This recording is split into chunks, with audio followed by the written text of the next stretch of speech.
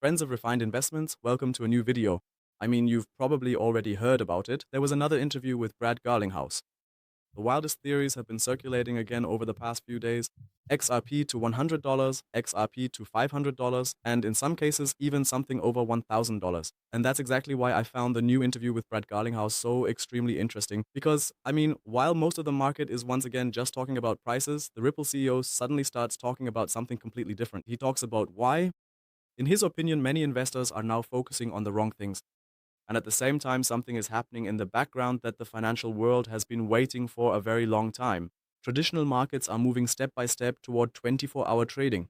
Tokenization is gaining tremendous momentum. And that's exactly why today I want to talk with you specifically about why these two topics might be much, much more closely connected than most people currently believe, and why this could have extremely significant implications for XRP as well. Before we get started, please make sure to give a big thumbs up and subscribe to the channel if you haven't already. And of course, feel free to check out Crypto Campus, CryptoRadar24.de or MonetenDave.com. But first, let's take a look at the interview.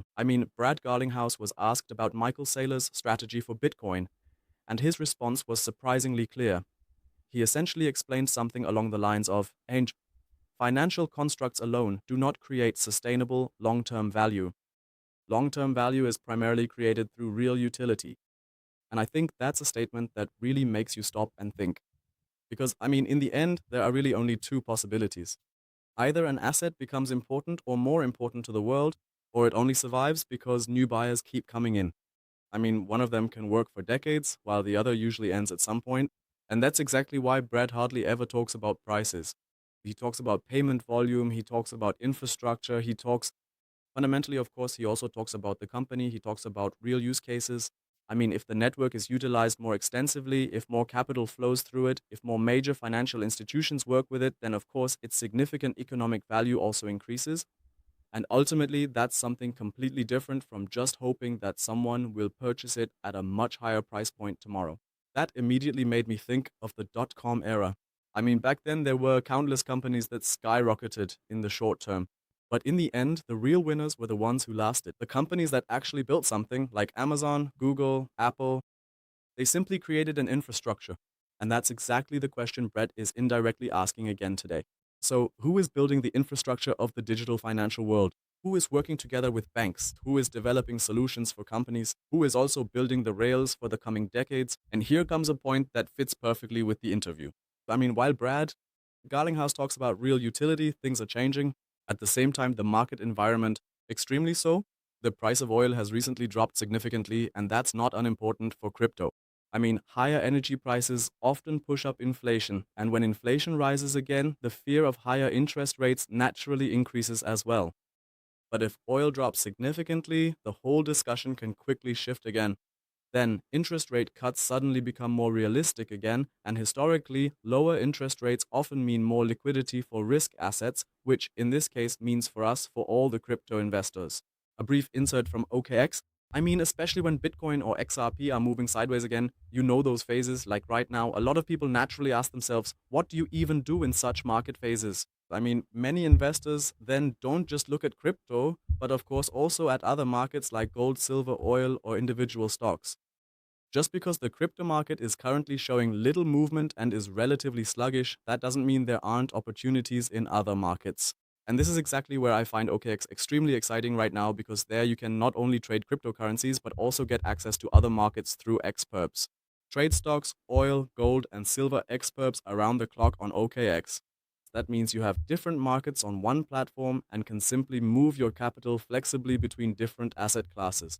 Then move it, of course, new opportunities could arise there as well. So in other words, one platform, every market, move your capital flexibly. It's also important to mention that starting from July 1st, some non-compliant exchanges will no longer be able to legally offer their services in Europe. You might have already heard about this. However, OKX is fully licensed and is currently also offering a promotion.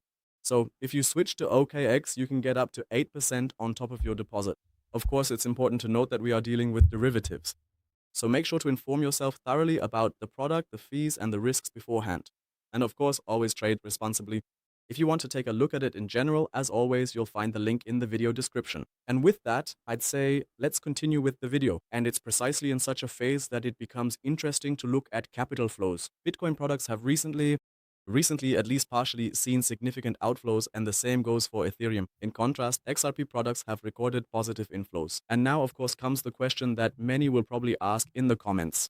If everything is so positive, why isn't XRP rising immediately? I've been reading that a lot lately, but the answer is actually quite simple. The market doesn't just consist of one group. Many small investors are especially frustrated. Some are selling because they're tired, which I can partly understand. Others are just waiting. They're waiting for the next quick move. But at the same time, you can also see that larger market participants continue to show interest. That doesn't mean, as I said, that the price will suddenly skyrocket tomorrow, but it simply shows that capital is flowing into XRP products in the background, even though sentiment among many retail investors is rather weak, or that's putting it mildly, and it's exactly these kinds of phases that you see in the markets. Over and over again, it repeats itself year after year. Some people simply lose patience, while others build steady positions. And that brings us back to Brad Garlinghouse. I mean, he's not talking about how to get short-term attention. He's talking about how to build a real business in the long term. Ripple doesn't just want to make a coin more well-known. Ripple is simply trying to completely modernize payment and settlement systems for institutions and turn them around by 180 degrees. And that's exactly the difference between a pure speculation product and a technology that can actually be used in existing financial processes. And that's precisely why I found his criticism of financial constructs so clear. I mean, leverage, debt, or constantly new constructs can simply drive a market in the short term, but if there's no real value created underneath, it eventually just becomes dangerous, and the whole thing can collapse like a house of cards. Red Garlinghouse also mentioned a figure that many probably overlooked. Last year, Ripple processed $16 trillion in payment and clearing volume. So we're talking about $16 trillion. Of course, that doesn't mean all of it was processed directly through XRP, but it does show the scale at which Ripple is now operating, and that's exactly the crucial point. When you talk about XRP, it's not just about the chart, it's really about the question of whether Ripple can manage to bring a portion of these gigantic financial flows onto modern blockchain and infrastructure.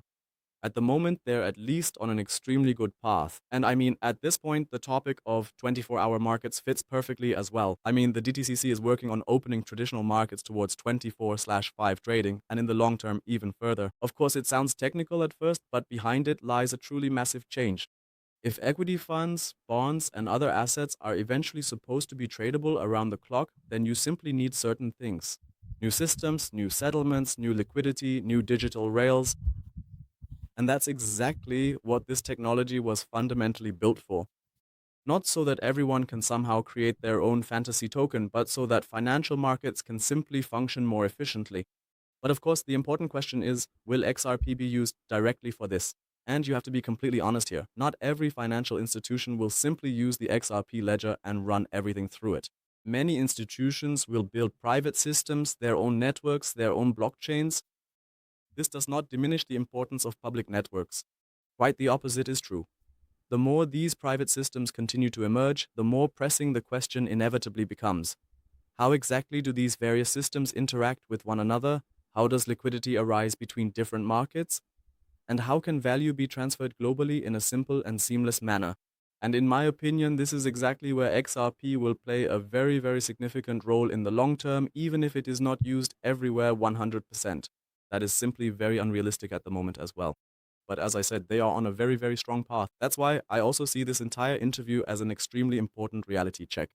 On the one hand, there are these extreme price predictions with $100, $500, $1,000, whatever. And I mean, of course, headlines like that get an extreme amount of attention, but Brad Garlinghouse is talking about the path to get there, not about the number itself, but simply about the foundation that would even be necessary for XRP to be valued significantly higher. More usage, more institutional integration, more liquidity, more real financial flows, and fundamentally more trust in the infrastructure as well. And for me, that's the difference. Simply between this complete daydreaming or wishful thinking and a real scenario. But my conclusion, I mean, the interview with Brad Garlinghouse makes it extremely clear once again what Ripple is actually focusing on. Not on short-term financial games, not on artificial constructs, not on the question of which coin will be the most hyped tomorrow in some group, but simply on the modernization of actual real-world financial processes, whether that's payments, settlement, clearing, or tokenization, institutional infrastructure. At the same time, we can clearly see that traditional markets are moving exactly in this direction. 24-hour trading, digital assets, new settlement systems. That's why XRP remains extremely exciting for me. Not because, as I said, a certain price has to be reached automatically tomorrow, but because Ripple is working precisely on the topics that could become important for the next phase of the entire financial system. Of course, the whole thing is dragging on, and it feels never ending, but we still must not forget that there are always different cycles in the crypto market. And in my opinion, many people are simply too impatient, or I often read that nothing has happened yet. But I mean, what has happened recently? Even though we haven't had that kind of altcoin season like before in 2021 or also 2017, 2018, when things just went absolutely crazy and every altcoin shot through the roof, we haven't had that this time. But still, with XRP, we've seen an incredible price jump and something like between 400 and 600%. I mean, we were at about 50 cents or even a bit lower. And then within just a few months, we shot well past the $3 mark or even over $3.50. In my opinion, that's already pretty extreme, but we're back to the same point. If you only invested, say, 100 euros, well, then you might think, what am I supposed to do with 500 euros? 800 euros or 1000 euros or whatever? But for the people who really invested large amounts in XRP, it was extremely worth it for them. But I think a great many people still have a misconception about XRP, expecting unrealistic gains in a very short time frame. It's exactly the same in the stock market. If you invest in some stock that's in the top third or in the top three or top five in terms of market cap, etc., then the chances are almost zero that you'll get rich overnight, that you'll make a 10, 20, or 30 times return. That's just something you have to understand. There are other projects where that's possible in a short period of time, but the risk there is also many times higher. That's why everyone has to decide for themselves how they want to invest. But yes, in my opinion, XRP, along with BTC and maybe 1, 2, or 3 other altcoins, the only thing that I really consider serious, where there's actually something behind it, where a lot is really happening, and where by now we also have facts, etc., that we can look up everything. Feel free to share your opinion in the comments, what you think about it, or how you see things in the future. But in any case, I'm definitely curious to see what lies ahead for us. With that, that's all for now. With today's video, as I said, feel free to leave a thumbs up at the end, subscribe to the channel, and we'll definitely hear from each other again in the next few days. With that in mind, keep your chin up, don't get too crazy, and see you soon.